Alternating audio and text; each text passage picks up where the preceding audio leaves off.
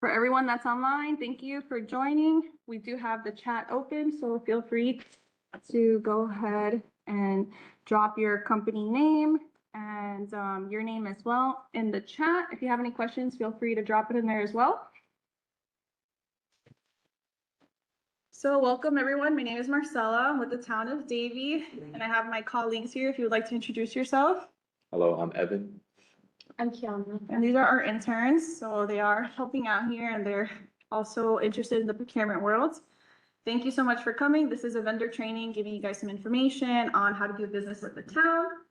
So to give you guys an introduction, if you don't know already, the Town of Davie is a Western themed town, and we're about 35 square miles. And something that I wanted to include here in our presentation is that here at the Town of Davie, we do have a lot of pride in what we do.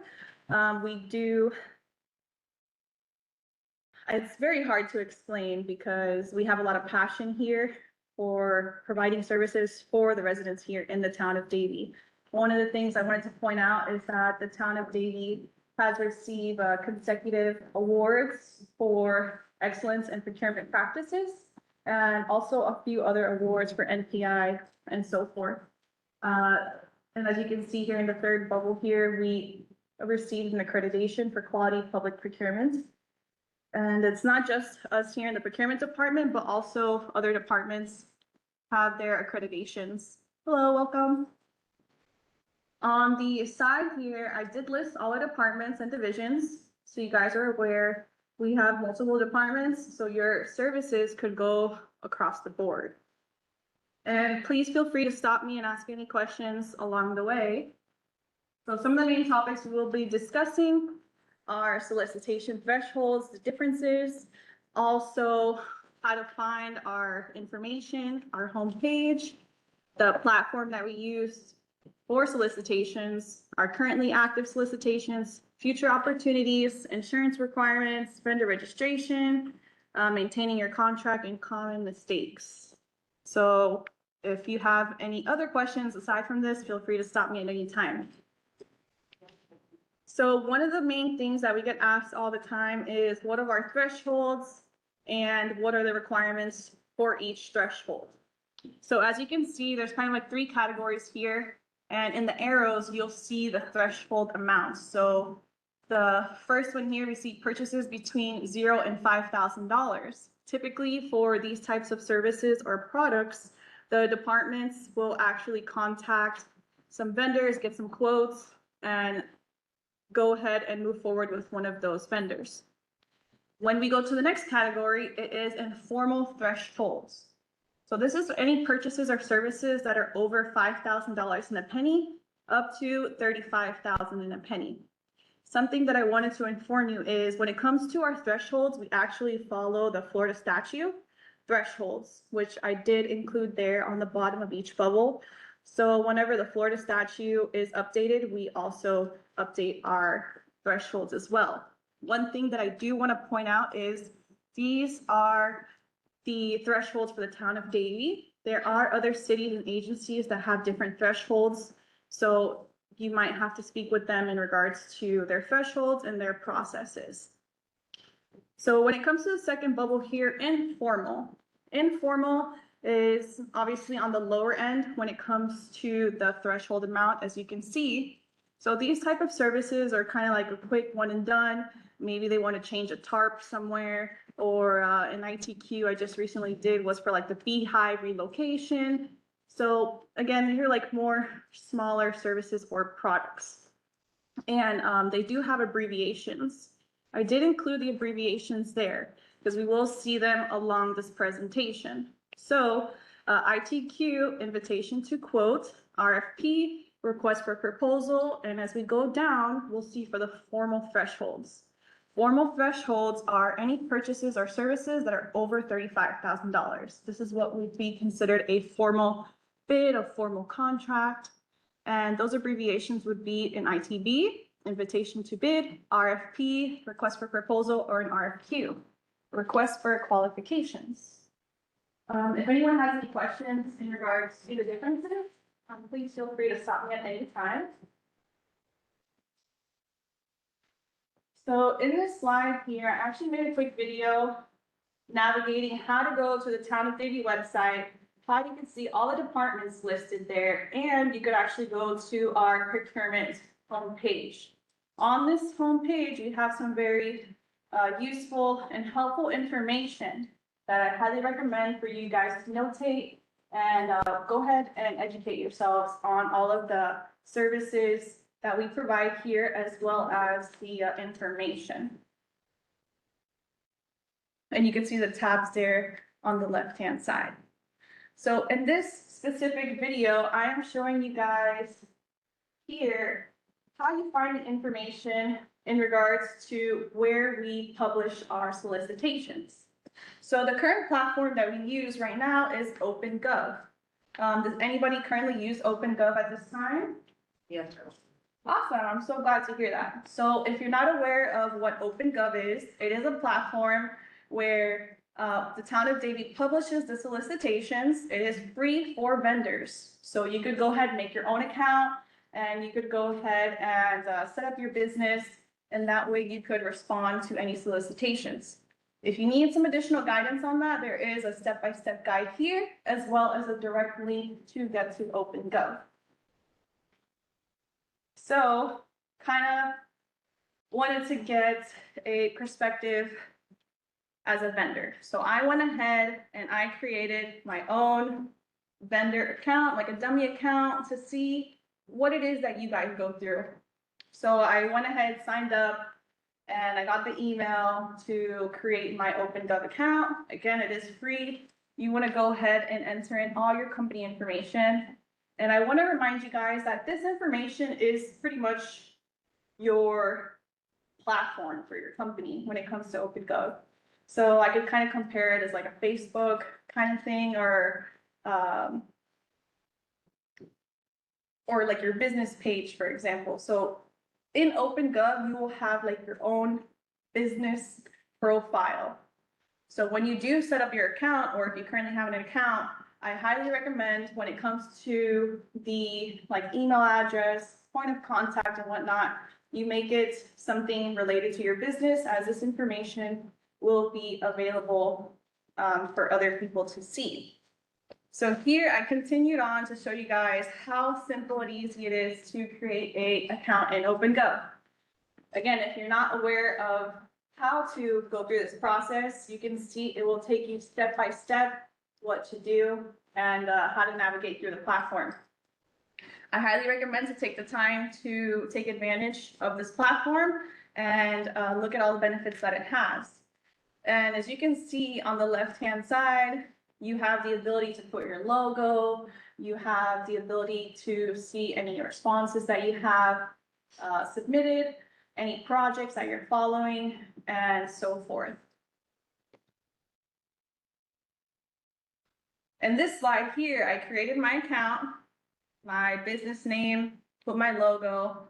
And the reason why I'm showing you guys this is because this is your business platform that other agencies can see. All this information is available for myself to see, for other vendors, and for anybody else to go ahead and view this information.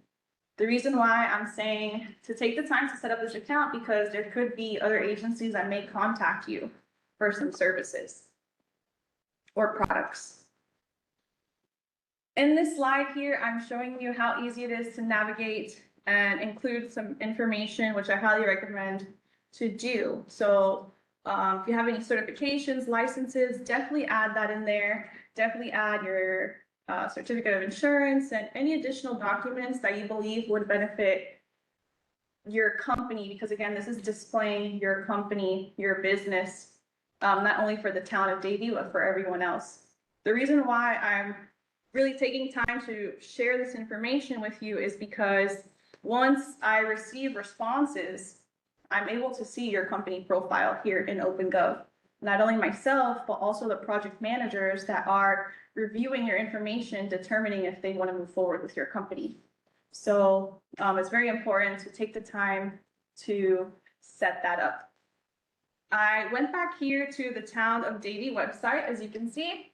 On the Town of Davie website, we do have a live portal, I guess you could say, or like a live screen here. This is a little outdated, I apologize, but on the Town of Davie website, you do have the ability to see any contracts that we have live, or you could edit the status here or by department in case you didn't want to necessarily go into OpenGov. And right over here, this is what the portal would look like if you wanted to follow the Town of Davie. As you can see here, I just went to the town website, back to where I had all the instructions, and you subscribe to the town. When you subscribe to the town, you have the ability to be notified when we publish anything. As you can see here in that drop down, you have the ability to be notified for any new opportunities. I highly recommend to go ahead and follow the town if you do not already. Also, just to inform you, the Town of Davie is not the only agency or city that utilizes OpenGov. There are other agencies that use this platform. And something very interesting, when I created my dummy account in OpenGov that I just showed you, the Joe's Business, I actually started receiving emails from OpenGov that Palm Beach Gardens wanted me to follow one of their bids. I actually also got an email from City of Lauderdale. So other agencies will see you're on there, you're active, okay? And they probably requested me to look at this opportunity because they've seen that I was subscribed and looking at the Town of Davie's solicitations. So not just the Town of Davie, again, follow any other cities or agencies that you would be interested in working with. We have a question in the chat. Okay, great. Sorry about that. What's the question? You can read it to me. How does the town view cooperative contracts such as Sourcewell, E&I, and NASPO? Yes, we actually have a slide going down that will cover Sourcewell and cooperative contracts. So hopefully I'll be able to answer your question. If not, then we'll dive in a little deeper. Does anybody else have any questions in regards to following the town? And again, you could change the status on the right-hand side. You could see what's active. And also you could see things that were already awarded or any other status. And when we sign up, it'll send us things that pertain to our aspects of business. So something I forgot to mention, when you're setting up your business account, okay, it will ask you for, I think the correct term is like commodity codes in OpenGov. So is everyone familiar with what commodity codes is? Or so is someone not aware of what commodity codes is? So commodity codes is pretty much any key term that may relate to the service or product that you provide.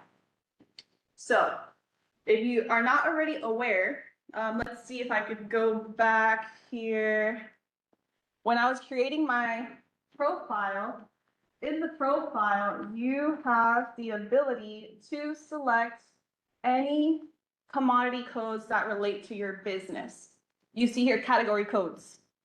So what you do is there's like key terms. So for example, you do pest and highway location. I would search up pest. I would look up any key terms that may relate to the business or service you provide. Aside from that, think outside the box, okay? Your company may, like for example, pressure washing. Pressure washing. There's no commodity code for pressure washing.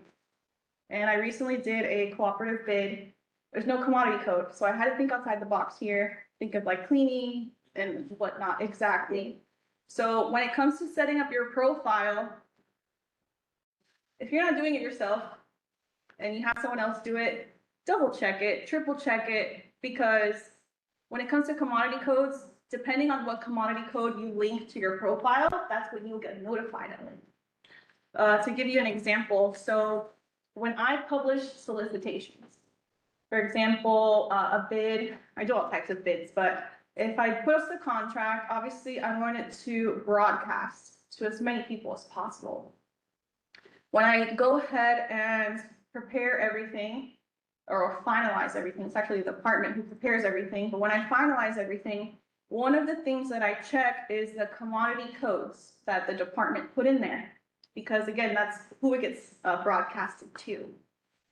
So if you don't have any commodity codes linked to your business account, you're not gonna get any notifications on any services or products related to that commodity code. We're also with painting, and I'm sure there's a commodity code for that. Yes. Would the pressure cleaning fall into that on its own? The or- thing is there's not a specific code for pressure cleaning. Okay. So that's why, again, I mentioned, think outside the box.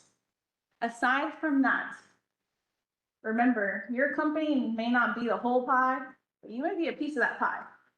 So when it comes to pressure cleaning, for example, where else would you do pressure cleaning? When somebody is doing like renovations or construction? A lot of times, right. Exactly. So I would highly recommend to include those commodity codes in your business, okay? Yep. Even for security. Try to look up some type of events, look up, just think outside. Screening, guards, we have like that, but all the different. Yes, but then again, think outside the box. Maybe look up events, look up parties, things like that, because you'll be notified when those bids are published, okay? Question, when you're publishing the bids, do you put a list of commodity code that you're looking for? I do, yes. So that's what I was kind of mentioning earlier. The department prepares all the information, gives me the scope, and I review everything, make sure it's nice and clean, and I make my touches. One of the things that I do, if they do not already, is add as many commodity codes as possible that relate to that bid, because again, we're trying to broadcast it. So don't limit yourself, okay? Don't think, oh yeah, 4 or 5. Think outside, go on Google, see what type of commodity codes or category codes could relate to your company. Because like I mentioned, you may be a piece of the pie. When it comes to pressure cleaning, think of construction. Put construction as one of your commodity codes. When it comes to, does anybody else want to give me another business example? Healthcare. Or anything? Healthcare. Healthcare, that's a little tricky sometimes because that's like with HR in a way. But Medical. look up some type of events, look up things like that because you want to be notified when they have events. So in that way, you could probably contact that agency, you know? For printing, when it comes to printing, let's say that there's a project out there for, oh, actually printing, I just published a bid not too long ago for publications. So when it comes to printing, again, you want to take the time to look at those commodity codes and add as much change as possible under your business, and that way you can get notified of that. Kind of how I was mentioning that you guys might be a piece of the pie. So when it comes to like, I think someone said they do pressure washing. You said you also do like window cleaning and whatnot. So again, you want to add like construction, you want to add like demolition, you want to add anything that may fall, or you may fall into that pie. What I highly recommend, especially when it comes to businesses that do windows, that do roofing, things like that. You definitely want to include commodity codes for engineering, anything like that, because that's also a networking opportunity for you. So let's say that, again, pressure washing is a very hard commodity code to kind of see what fits under yourself, but again, you may be a piece of the pie. So let's say that you want to be notified of this specific bid, because you could actually go and see who is following the bid, who will be awarded the bid, and you could reach out to that awarded contractor, and maybe you would be able to provide them that service rather than them reaching out to another subcontractor, if that makes sense. So I know somebody said they do subcontracting. I think it was yourself. So again, you want to think outside the box here and take advantage of these commodity codes. And take the time to set up your account. I think we were, and subscribe to the town. Oh, sorry. So this is where we left off, I believe.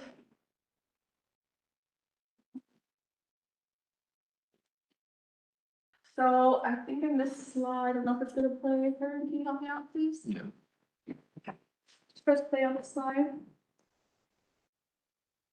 Thank you. So I'm kind of giving you guys a visual idea here. When you're looking at OpenGov, this is kind of how it looks like when it comes to a bid. You have the opportunity to follow a bid, okay? So again, kind of how I was just mentioning, like maybe a piece of the pie. So let's say there's a new construction bid.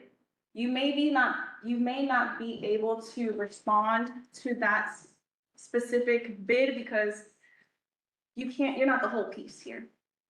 But you can follow the bid as I was mentioning, and you'll be notified when any notices are published. You can see who was the awarded vendor. You'll be able to contact them. Hey, I know you got this, you were awarded this bid for contracting. I could provide you windows. Do you have windows already? Do you have someone that will go ahead and clean up the pavement before you come? Even for engineering, I know you said you were in engineering.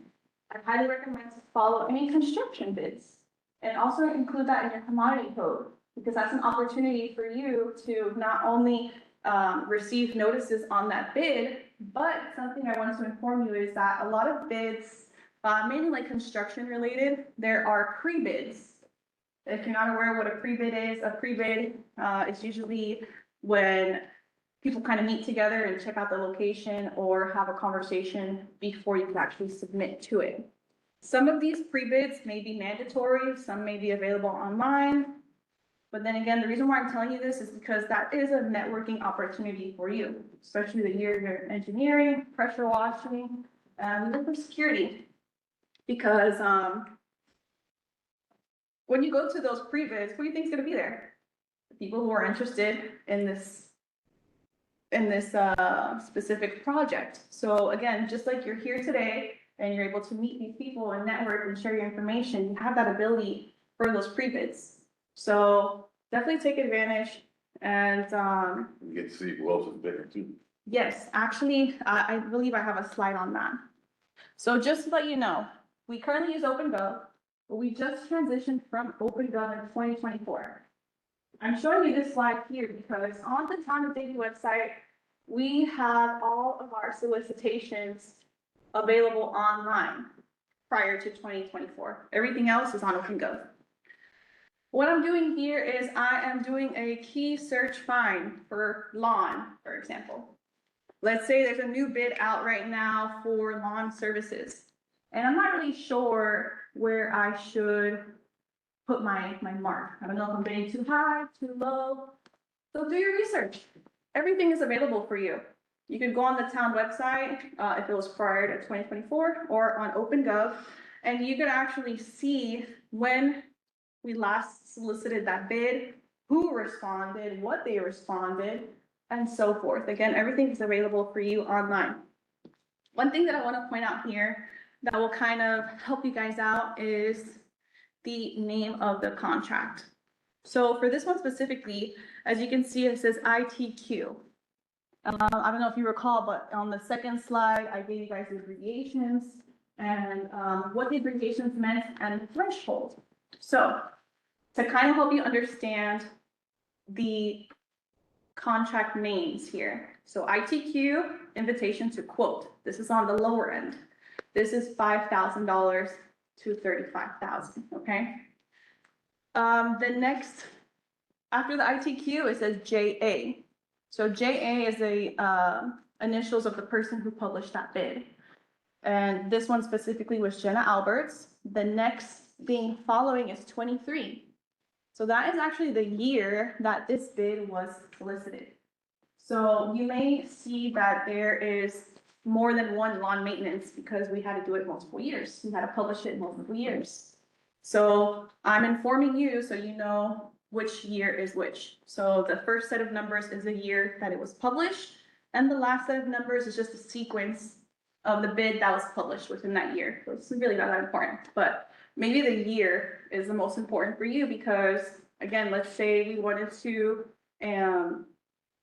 put out a bid for something, but we're not sure if we're going too high, too low. Do your research and you'll be able to see what the other people have published.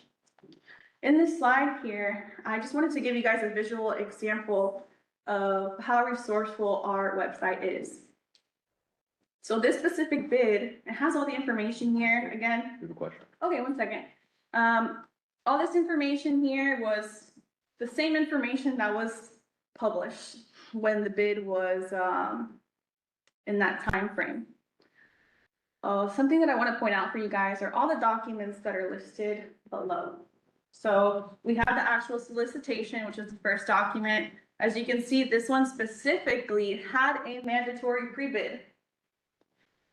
Take advantage of this stuff. You could look at the sign-in sheet, see who was there. Like Steven mentioned, you could look at your competition. Not only that, you may be able to provide that vendor your service. Again, remember, keep in mind, you may be a piece of this pie. So you could reach out to those vendors and say, hey, I know you're interested in this bid because I've seen you went to the pre-bid. Do you already have a subcontractor? Do you already have someone that's going to do the windows? Do you have an engineer already? And so forth.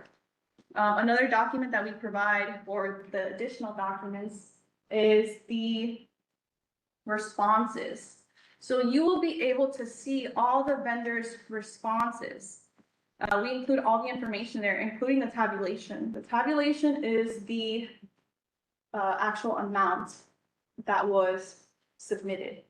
So again, use this information to not only help you bid, but also look at these other people's responses. See what they included, because you want to make sure that whenever you respond to a bid, you have everything you need and you don't want to miss anything, okay? So take advantage of this information.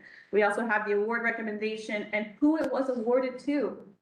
So again, you could go ahead and see who was awarded, contact the vendor if you want to provide services or want to collab with them. We had a question online? We have two. First is we are usually subcontracted. Does it benefit to send our quote on OpenGov if it's not the full scope? No, because at the end of the day, if you can't provide the full service, your bid is kind of going to be questioned because your total amount may stand out, first of all, if you're not able to provide the pricing for everything that's on the price table. Something, I think I have it here on the slide, but in OpenGov, I believe you guys have the ability to view the vendor analytics. I'm not sure if that's available for you or not, but again, if you're a subcontractor, you can only respond to a bid if you could provide the full service. That's why I recommend see who is being awarded, come to the pre-bids. If there is a pre-bid, take advantage of that networking opportunity and go ahead and reach out to that awarded vendor and let them know that you could provide them the service that they may need. Keep in mind, you may be a piece of that pie. And then we have one more. For the informal bid, how many quotes are required? Well, I think you might be getting confused because there's two types of bids. It's a formal or informal. So the informal is 5,000 to 35,000. When it comes to quotes, that's under 5,000. Okay, so again, that's not really procurement who deals with that. That's really the project managers. It's up to the project managers to reach out to vendors, get a minimum of 3 quotes and determine which way they're going to go.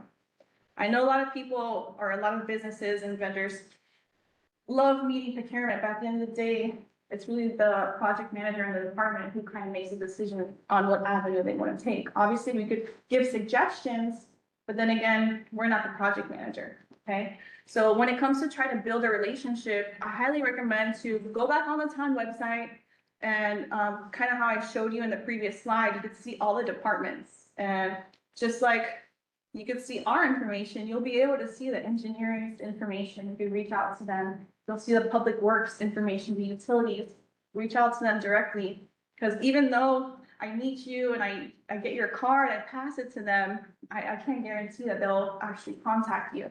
So take the time, contact them, send them an email. If you do send them an email, make sure the subject, think about the subject, okay? Make sure the subject is something that's quick and easy for them to find as well. Don't just put like, hey, providing services. You know, you want to put a subject in there so in that way they can easily go back and search for it, okay? So just keep that in mind. So the 5,000 to 35,000 threshold, it's only to the vendors. I mean, not the vendors, the project managers. It won't be an open up. So how it works is The first threshold was 0 to 5,000. That does not go in OpenGov. It does not get published because they could just call a vendor, get some quote, get it done. That's why that threshold, since it's not as much money, they have that ability to do that. Once we hit 5,000 and a penny, the approvals change, everything kind of changes, the process changes a little bit. So that's why we have to publish it on OpenGov. It has to be published, open to the public. It has to be a sealed bid. It has to be competitively bid.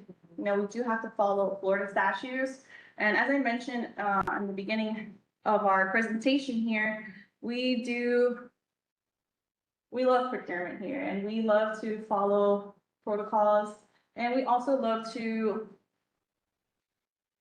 just share I can't find the right word, but our passion, you know, to just be able to provide services for the residents here. So we follow everything by the book. So when it comes to thresholds, again, you kind of have to double check with other agencies because we follow Florida statute just to make it easier, you know, so if Florida statute changes, we change.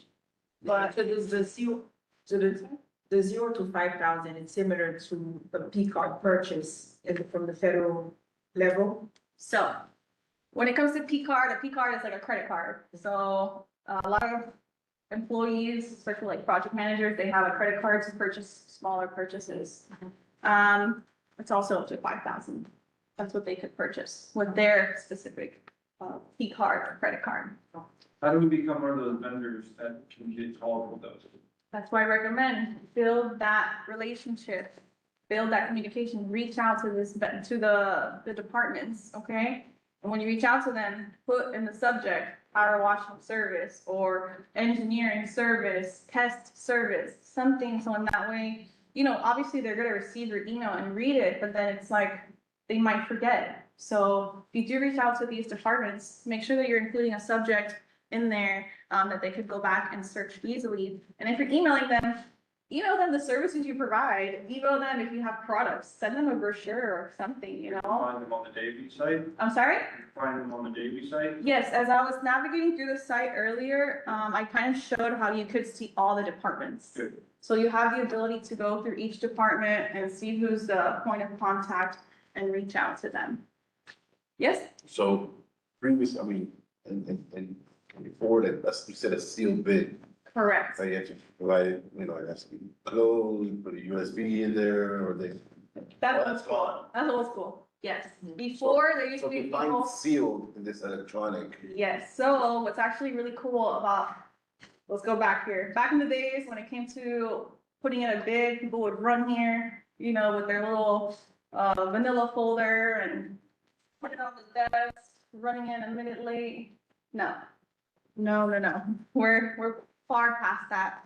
With these platforms like OpenGov, when we go ahead and publish the bid, you'll even see it. When you look at a bid, it'll say it's sealed.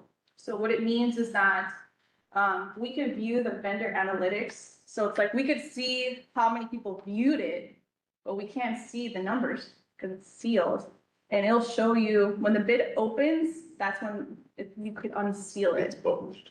Well, that's when we can unseal and view the responses. So you could have sent a response right now, someone could send a response in 2 weeks. I can't see it until the deadline when I could open the bid and unseal the bid. So your responses are not, it's not available really for me to see until that deadline. So that's actually a huge jump from back in the days, you know, because back in the days, people would just come with their papers and unfortunately, I'm sure a lot of people were able to view bids from when they got, you know, the paper. So this is definitely an amazing platform, OpenGov. And before OpenGov, we were using DemandStar, and DemandStar was also like that. They do have sealed bids. And we had a question online? Yes, so Yes. if we are on OpenGov, are we an approved vendor for the town of Davie? So one question that we get all the time, especially when we go to like events, like I know Steven, for you, for example, when I met you in Modern Hill, a lot of people are like, oh, how do I register to be a vendor with Davie? The only way you can register is if we're actually doing business with you. Okay, so a lot of other cities are different. I can only speak on the town. When it comes to the town, The only time we'll ask for a vendor registration is when we are pretty much ready to do business or get service from you or a product. So we don't want to overload our drive. Not only that, it's just, I'm not really sure why other agencies do it. I'm not sure how they use that information, but just because you respond to a bid doesn't necessarily mean that you'll be an active vendor. But keep in mind that whenever I'm doing a bid, right? If I'm re-soliciting a bid, because if it's a reoccurring service or a reoccurring product or filter like for utilities, this current contract is good for 2 years, but then we've got to do it again in 2 more years. So when it comes to that point, what we do is we see who responded before. Maybe they didn't win, but when I publish a bid, you have the ability to include email addresses of people that you would want to be notified.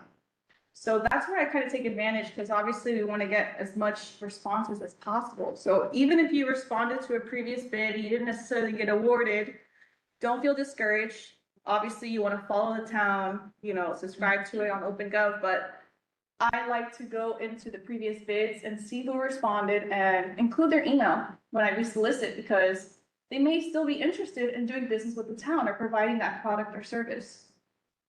When, just to kind of add on to that, make sure you use an email that is your business email or something accessible to you. I have come across a lot of situations where there has been documentation submitted, but the email and the contact information was like for their assistant who's no longer there.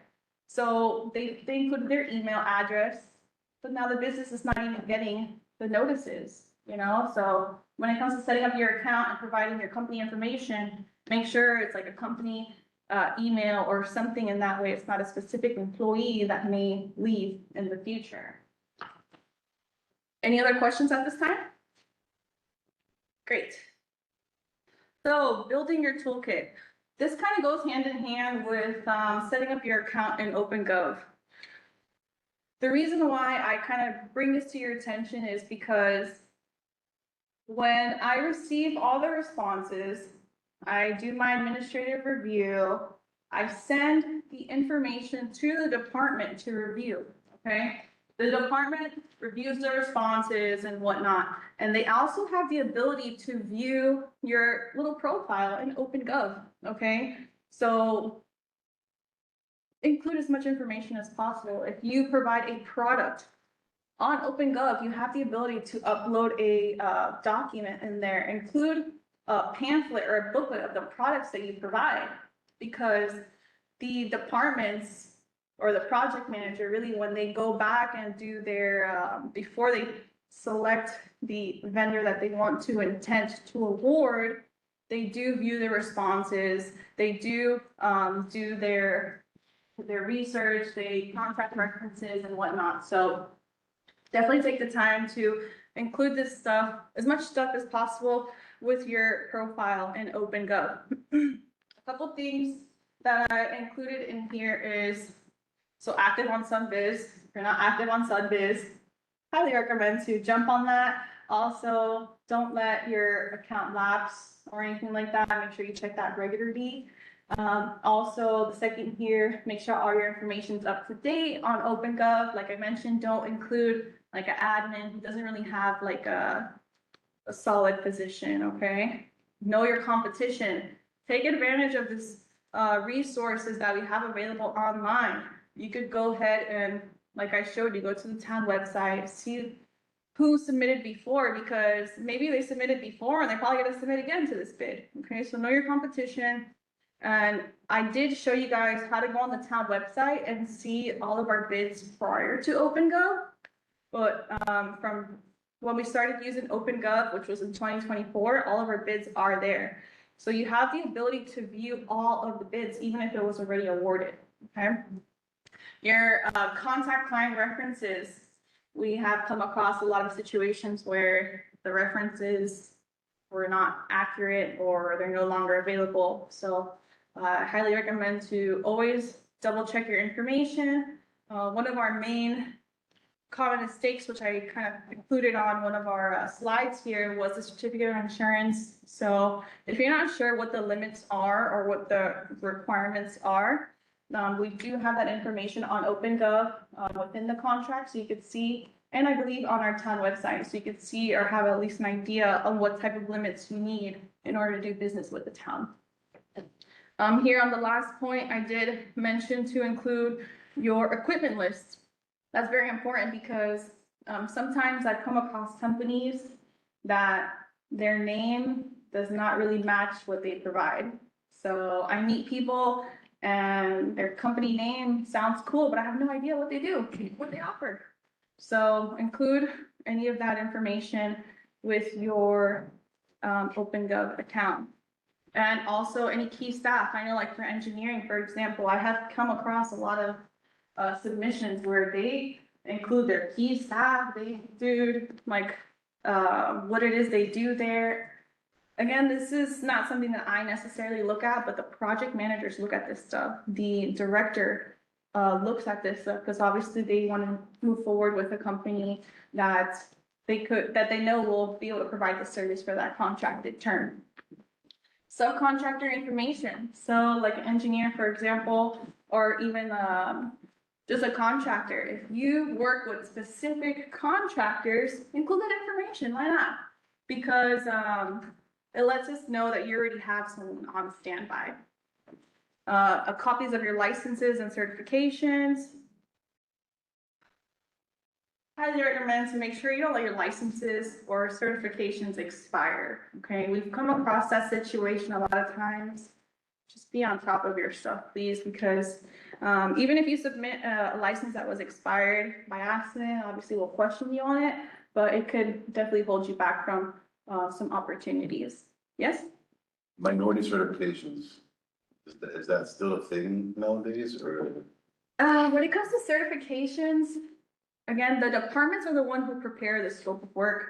They let us know what certifications or licenses are required. Obviously, we provide suggestions, and if they forget something, we'll look into it. But I don't necessarily have that answer for you. I'm sorry. Like before they reach that, they get extra points if you're a minority certified or whatever. No, not necessarily.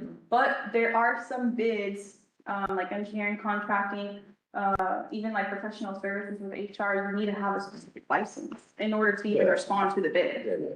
So that's important, that you make sure you look at the requirements for that specific contract. Any other questions before I move forward?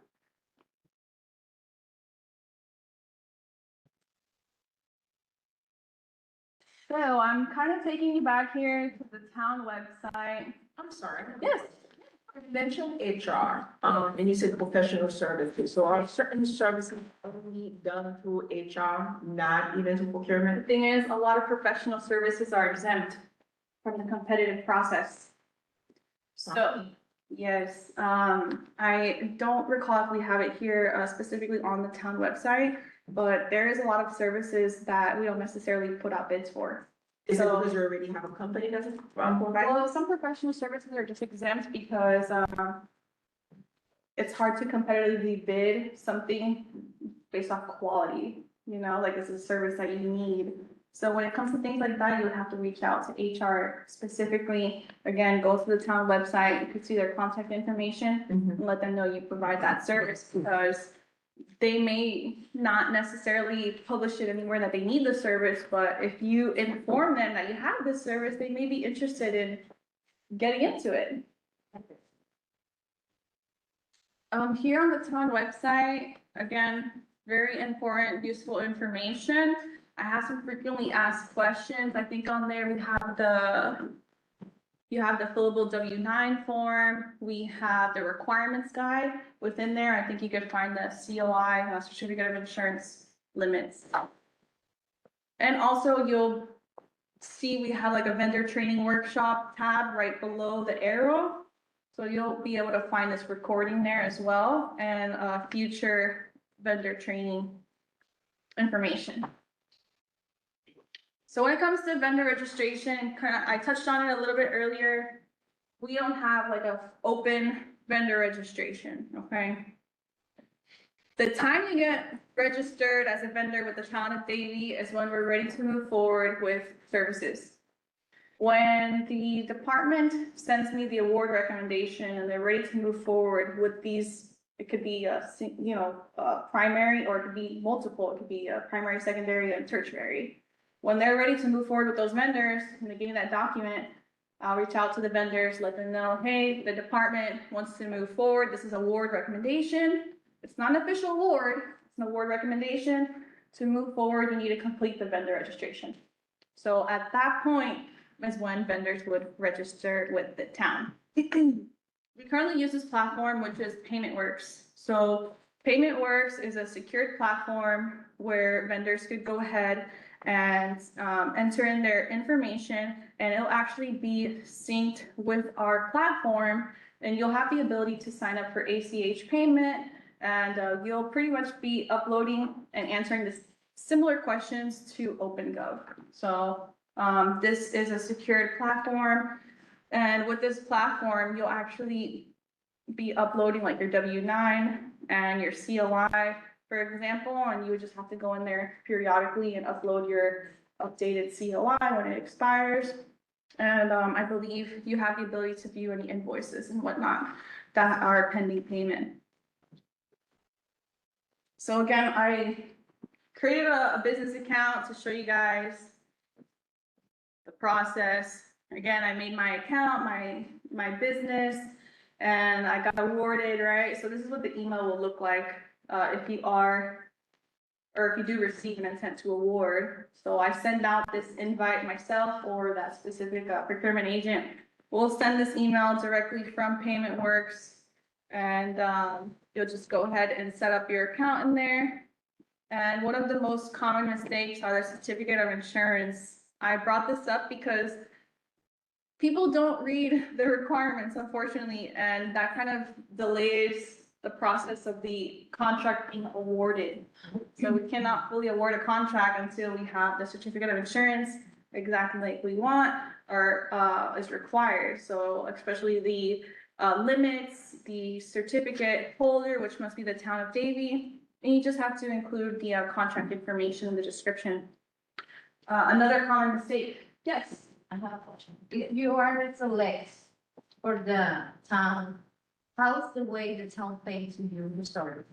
So when you set up your account in PaymentWorks, so you get the intent to award, right? I'll send you an email. Hey, the town wants to move forward. You have to set up your vendor registration. You'll also get an email from PaymentWorks. When you set up your account in PaymentWorks, they'll ask you, how do you want to get paid? Do you want a check or ACH? And there, so you have the ability. The last bullet there, we'll kind of skip ahead here, but the last bullet there is PaymentWorks actually has a bank verification. So they will contact you directly to verify your ACH information, make sure you're legit, avoid fraud and stuff. So you do have the ability to do that. When it comes to setting up your registration, as I mentioned, you don't want to use a secretary or administrator that's in your office. You want to use, the owner or the main person's information, because PaymentWorks will actually contact the person whose contact information is in there to verify they're legit, make sure that their information is correct in order to officially set them up with the state payment. That includes all purchase, the small ones and the big. So when it comes to services or products that are under $5,000, the project manager has the ability to pay by P card, which is their credit card. But here's the thing though, a lot of companies, they charge like a 3% fee. So when it comes to that situation, then we encourage the departments, let's pay by check, obviously, or see if we could sign them up in PaymentWorks for ACH, because we don't want to go ahead and waste money on that 3%. So if you don't do the processing, we'll take it by card if they want to. Again, that's on the department's discretion. Kind of going back now, at the second bullet here, common mistake, last minute bid submissions. Obviously, speed kills, okay? Don't wait last minute because you'll forget something, you'll mess up something, or you'll just completely not even do what you need to do. There has been situations where I've received a bid response, or I've unsealed a bid, I had 3 responses, and the lowest vendor was like too low, it was concerning. So we reached out to the vendor, we're like, hey, we noticed, your submission, wanted to clarify, this price. They forgot to add 2 zeros. So, that makes a huge difference. So don't wait till last minute. Not only that, you never know if these bids have a pre-bid conference, a mandatory pre-bid conference. You could take your time to submit a response, but if you didn't go to the mandatory pre-bid, we're not even gonna look at your response. It was a mandatory pre-bid. So if you didn't go to the mandatory pre-bid, you could bid, but we're not necessarily gonna even really consider your company because you didn't go to the mandatory pre-bid, which clearly included important information, so last minute submissions. We have some people who submit documentation that it seems like they've submitted to another city and they just copied everything and just like slapped it and submitted it with us. We've received responses that said City of Fort Lauderdale or Boca. So it's like, it's very minor, but then again, very silly mistakes.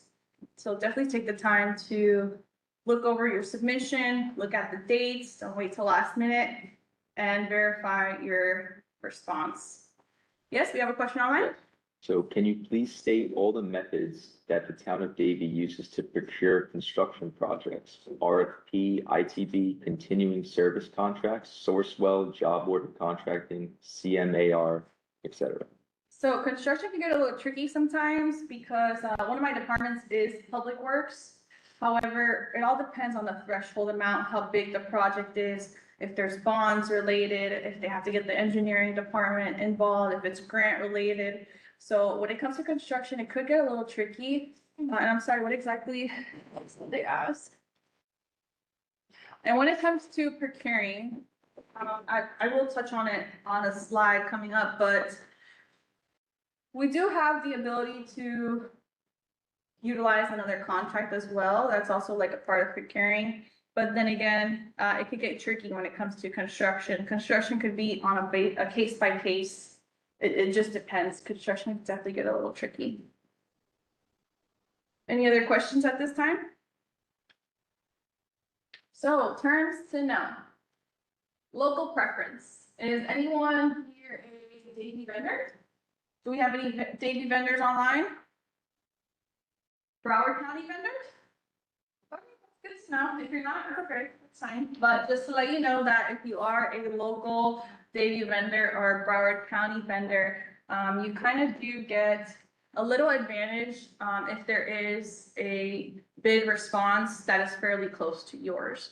So we do have, let's say that you are 5% within the lowest vendor, you're a Davie vendor and you're 5% within the lowest, we will actually reach out to you and the lowest and give you the opportunity to do a backfill, which is a best and final offer.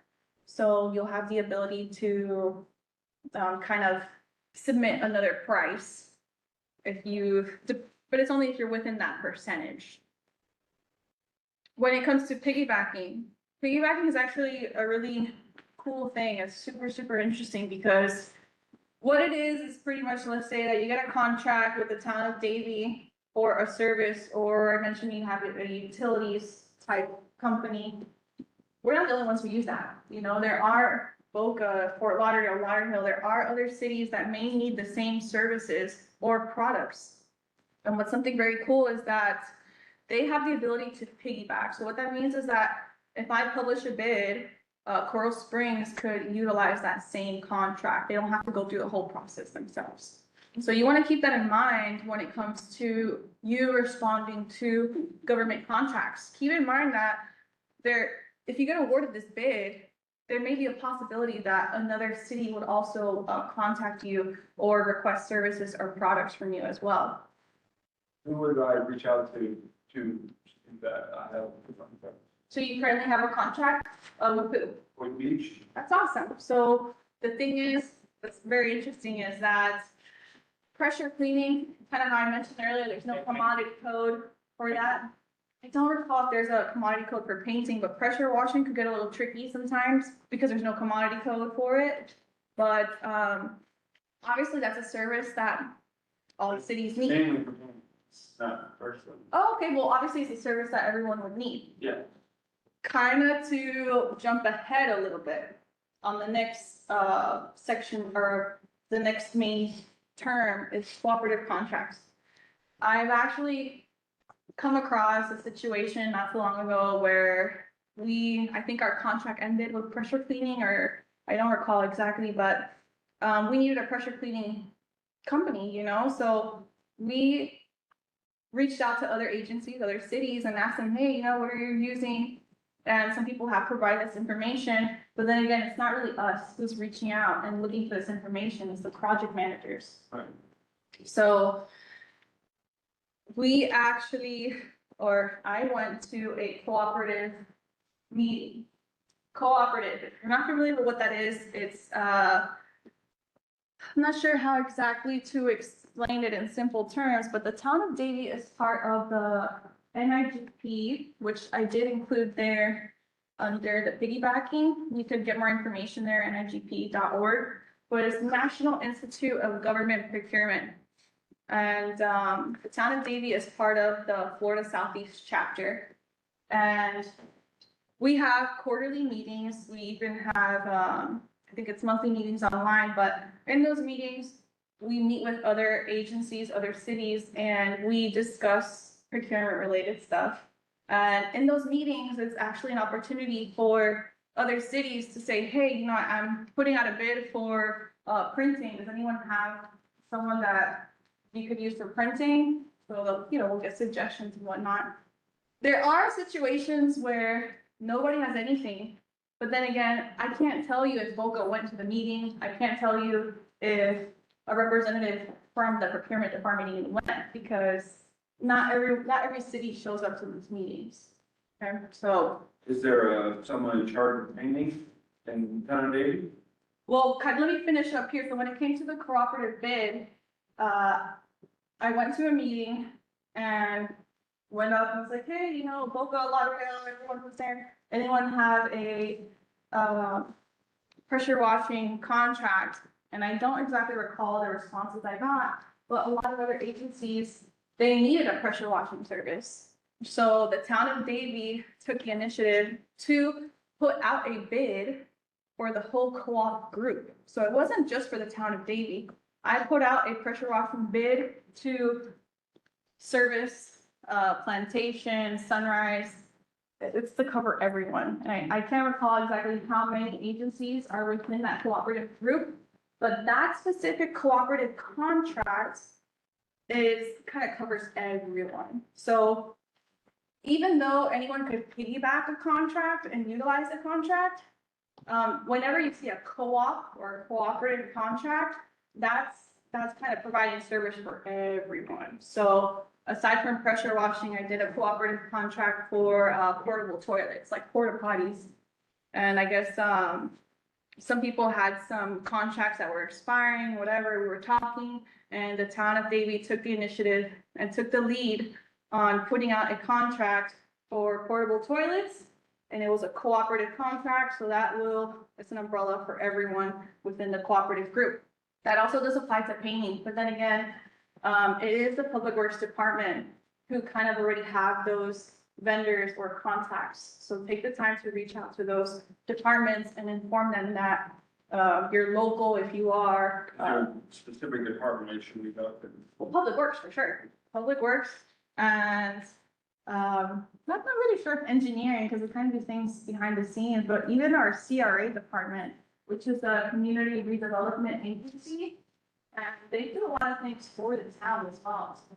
I recommend to reach out to them, and for yourself, obviously reach out to the utilities department. Thank you. Yeah, On the piggybacking, yes. so, a couple of years ago, the largest security agency wanted to utilize our experience and past performance on events Okay, to apply for a bid in the city of Miami Beach. like they were asking for, information to include on their scope? Yeah, they could put us as a subcontract, a joint venture. type Okay. situation, And they got awarded. They Okay, got awarded. So us being that second, there's the piggybacking still. so you're saying that you were the secondary vendor? So when it comes to a primary and secondary, obviously the primary will get contacted first, you know, and then if they can't provide the services or they're busy, or even if they get terminated, you know, there are scenarios where they will contact the secondary. Also, when it comes to primary and secondary, I have come across some contracts that had multiple lines, like multiple items to bid on. And like, for example, the Public Works Department, they awarded per line item. So like vendor A was was the primary for 1 through 5, but vendor B was the primary for, 10 through 20. So it could vary. It all depends on the department, how they want to Or award. they get mine, so number 2, can I use that for piggybacking? Yeah, of course. But then again, it's like other agencies can utilize that contract, but they still have to follow the structure. So they would still contact the primary. But maybe the primary is busy with the main city. So they will contact you because they know if they contact the primary and the primary is busy with Hard Rock, for example, then they'll be like, oh, perfect, let me contact the secondary. So the more people, if you're awarded a contract and you're a secondary or a tertiary, even a primary, like how you mentioned, sir, that you have the painting jobs with Boca, let other agencies know. Because let me tell you something, the departments would prefer to piggyback a contract than go through the whole process themselves. Yeah, we piggyback with Coconut Creek and, Western. Awesome. So I'm glad you're here. Highly recommend to reach out to the Public Works Department. Remember the subject, make it something that they could follow or look back at. And let other agencies know, hey, I have a contract with Fort Lauderdale. I have a contract with Tamarack. That's kind of like not necessarily a shortcut, but it's something that they would prefer to do, is just piggyback a contract.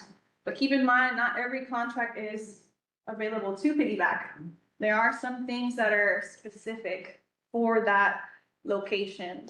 Like I replaced a park awning. No one could piggyback a park awning replacement because it was specifically for that structure. Okay. So you- Thank you.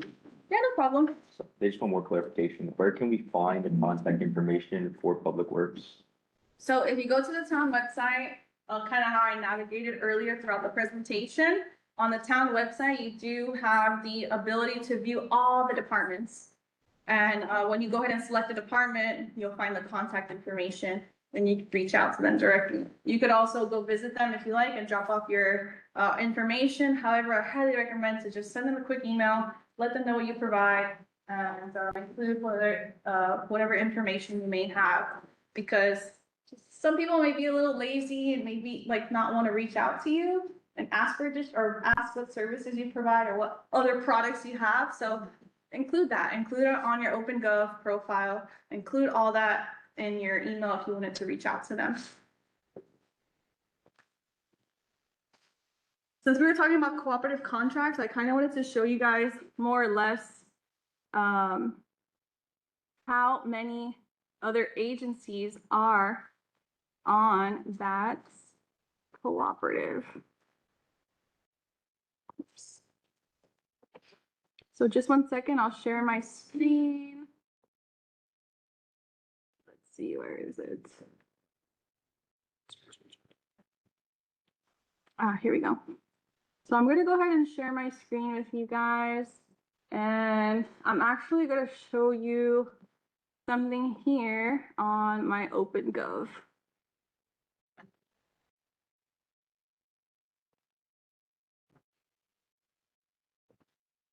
So I'm here on the OpenGov page, kind of how I was showing you guys earlier. Can you see my screen there online? Okay, great. So how I was showing you earlier that you can navigate through the town website to see all of our old contracts.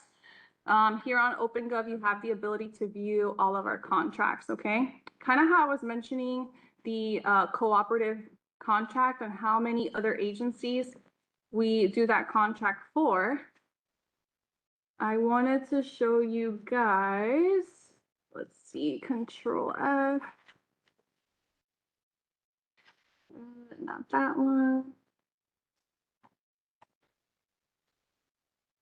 So these are two cooperative contracts that I mentioned that I did was for the porta potties and the pressure washing. So you see how it specifically says is a cooperative bid. And to get more information about it, we actually include that here within the solicitation itself. So kind of how I was mentioning, we are publishing, not only us, there are other agencies that do cooperative contracts. I know someone did mention something about Sourcewell. Sourcewell also kind of does like umbrella contracts for everyone to utilize as well. So here, look at all the participating agencies, okay? These are all the agencies that are part of the Florida Southeast chapter. I was mentioning earlier, we meet quarterly and we have procurement meetings and whatnot. So there are a whole bunch of cities that are part of our cooperative group. So whenever you see a contract that's like co-op, these are all the people who could utilize that contract if you get awarded. And keep in mind, this is only a short list of the vendors, the agencies that'll be able to piggyback a contract that you get awarded as well. So this is. It's not subject to Broward County only, right? No, it's Florida Southeast chapter. So it's actually right up here. These are all the agencies that are within that, but there's different ones, you know, there's different chapters, but NIGP, which is the National Institute of Government, it's nationwide. Yes, so just to kind of show you guys, if you do have the opportunity to bid on a contract, I highly recommend to do your research and keep in mind that if you get a government contract, that there are other agencies out there that may contact you and may need your services as well. So let me go back to the presentation here. Sorry about that. I wanted to show you.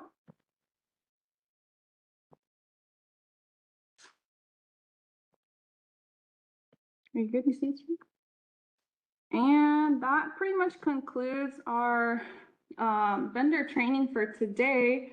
I do have here our contact information, and also you could see here who's in charge of what departments. But then again, if you are not really sure, you could always just reach out to our procurement email, which is listed right up here on the top.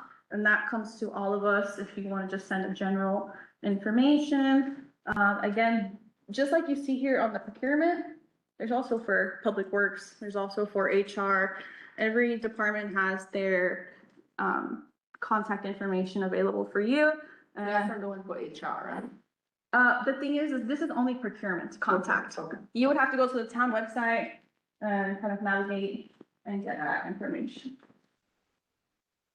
So, Yes? question, I'm sorry, I'm just. No, tell me, thinking tell me. items. The agents are the ones that are subject to each department. and Correct. The specialist is. The specialist, Laura, she kind of helps with the vendor registration and credit cards and whatnot. So Okay. when it comes to like solicitations, it would really be myself, Carolina, Gary, and Beth, as you can see the departments that we have. Rebecca and Jenna, they do more of, they're the coordinators. You will see that Rebecca does some bids as well, but she does more complex, like grant related and engineering and contracting for the public works department. Got it. So if you wanted a copy of this slideshow, it is available on the town website. If you can see here on the screen in the green panel, it does say vendor training workshop. You will have the ability to view this in case you wanted to go back, get some information. And also, all this information is available for you in case you need additional guidance or have additional questions. Feel free to reach out to myself or to any of us here at the Town of Davie. Is there a limit, an expiration date on the viewing the workshop? for today? No. It's there. Yeah, it's there, and you could also see previous ones. Again, my name is Marcella. I'm a procurement agent here. If you wanted to look back, our procurement manager, Brian, was on a few of our presentations. he kind of dives in, gives a lot more information. So in case you wanted to kind of, you have some free time, on a Friday, you could go back and watch that Does presentation. HR ever have this type of meetings? HR, the thing is, I believe every Monday, the departments have director meetings. So I'm not exactly sure, obviously HR would go, but I'm not really sure what they discuss, I assume budgeting and whatnot.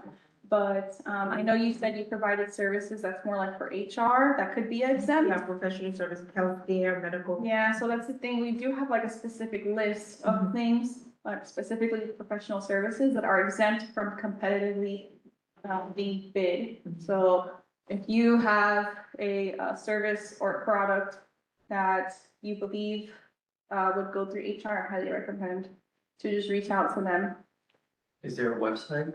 Well, it's on the town website, and if you want to go to HR, you could contact them. If you have specific questions, just email me. My contact information is there. I have my card here up front.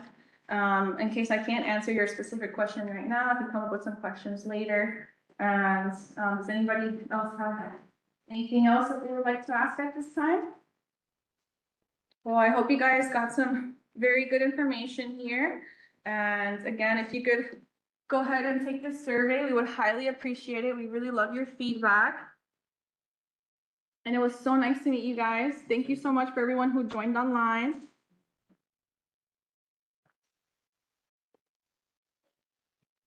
You could stop recording. How do I get a copy of the deck from today? I did mention it is available on the town website. And you could leave it for a second. We'll keep the WebEx open in case anyone wants to add a question in there.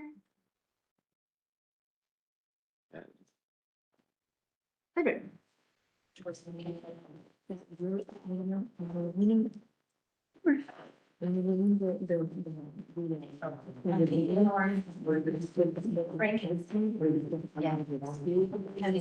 So when it comes to, was this report for I'm still online, right?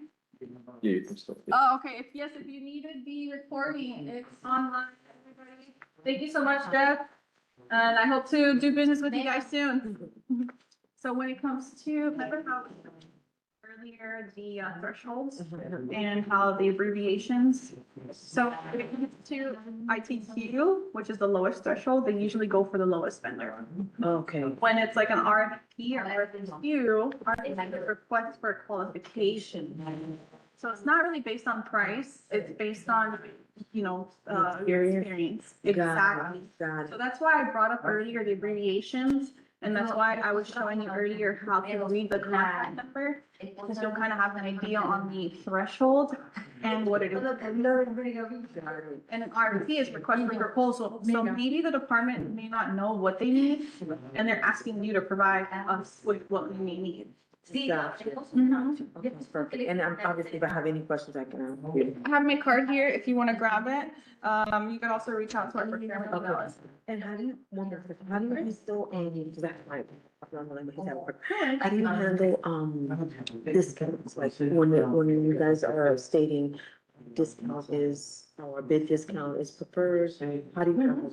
So like, we're having seen that. For example, I'm reading on one in the city of Fort Myers, and on their purchase order, they're saying that discount bids are, We still like, if you give them a discount, that's taken into consideration, so. So the thing is, I can't necessarily speak on the other agency because everyone works differently. However, to let you know, even let's say you paid $100 for your service, you obviously have the ability to provide an additional discount.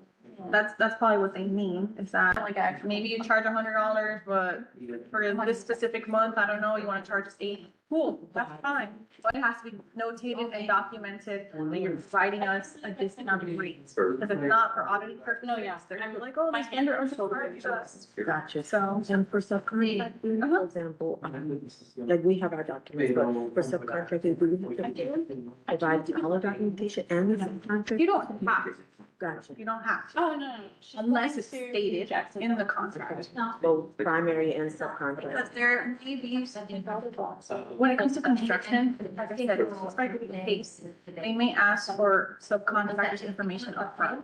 Got it. You have to read the specifications. You're gonna see, if you have already specifically worked with. Still like, well,